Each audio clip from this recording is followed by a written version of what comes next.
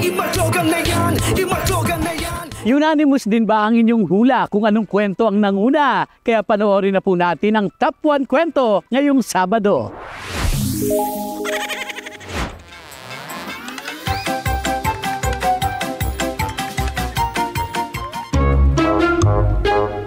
Sarap! Kung saan may masarap, dapat nilalafangan. Sa restaurant man o lansangan, walang urungan pagdating sa mukbangan. Pero tama na, di ko na bet ang maging siksik, kaya less Gina sa The Ultimate Cheat. To be fit.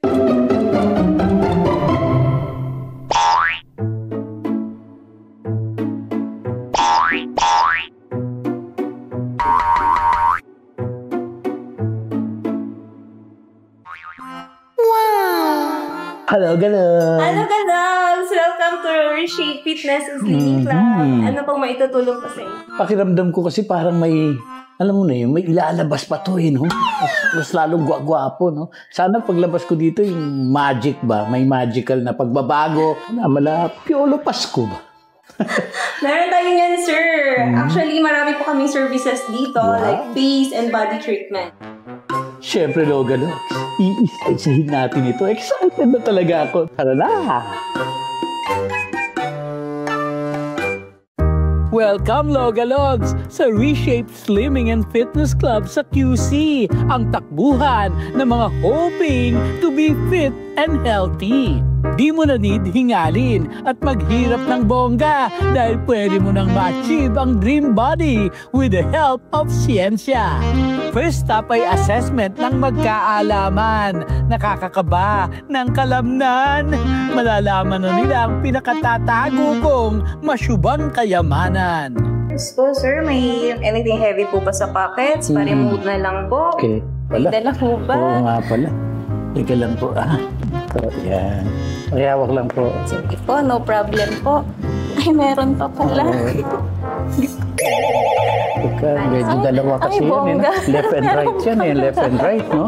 Tapos ito po. Dala niyo po ba yung bahay niyo? Ito, actually, nakakursunadahan ko dito sa opisina niyo yan. Sa amin po pala ito. Naibulsa ko kasi. Medyo mabigat na. Pero last po ito. Pwede po ito. Sige po. Para po sa aming camera rin yan. Parang meron pabigat dito sa likod ko eh. Ito po, actually dito rin galing yan, no? Diyan po ba si Dora sa likod niyo? At dahil lumabas na ang pinakatatago, oras na para sa Oplan Real Talk. Diyos ko! So, ayun sir, explain ko lang sa yung body composition analysis mo. So, yun sir, yung result mo for your BMI or body mass index. So, ito yung nag-indicate if accurate yung weight mo for your height. 31.6. So, pasok na siya sir, yan yung table natin. 35 extremely obese. Yan. Then, kung makikita niyo sir, ang visceral fat level niyo is level 14. So, Doc, what to do? Kaya naman talaga ginawa si Reshape para sa mga taong busy, yung hindi wala nang time mag-exercise, wala nang time sa ganito, sa ganyan. Much better piliin mo si Reshape. Huwag na natin pagtagalin to. Tunawin na kung anong dapat tunawin. Let's go! Na-perfect ko yung examination. Perfect sa sobrang negative. Pero ito, umpisa na natin. EMS training daw ito.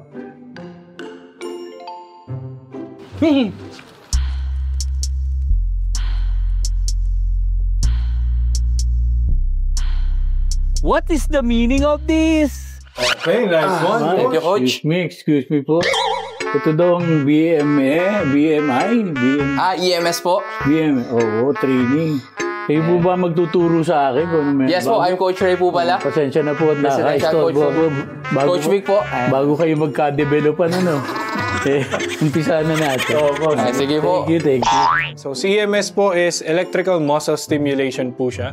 No, and yung ginagawa niya is basically magsasend tayo ng electromagnetic impulses sa muscles mo and then i-contract niya yung muscles. Pwede po kayong makiliti, pero at the same time, yung kuryente po yung gagawin niya para sa katawan. Yes po, and up to 95% of your body muscle is na-activate po ni EMS. Yun ang gusto kong malaman. At bago simulan ng training, go muna for change outfit.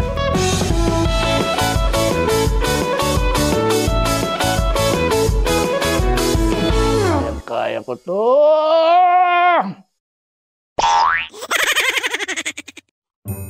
Ayan. So, ito yung mga target muscles natin. So, from arms, calf, chest, abs, upper back, middle back, lower back, glutes, front thigh, back thigh. No? So, lahat po yun, no, makakaramdam po kayo ng electricity. No? Meanwhile, Ayan.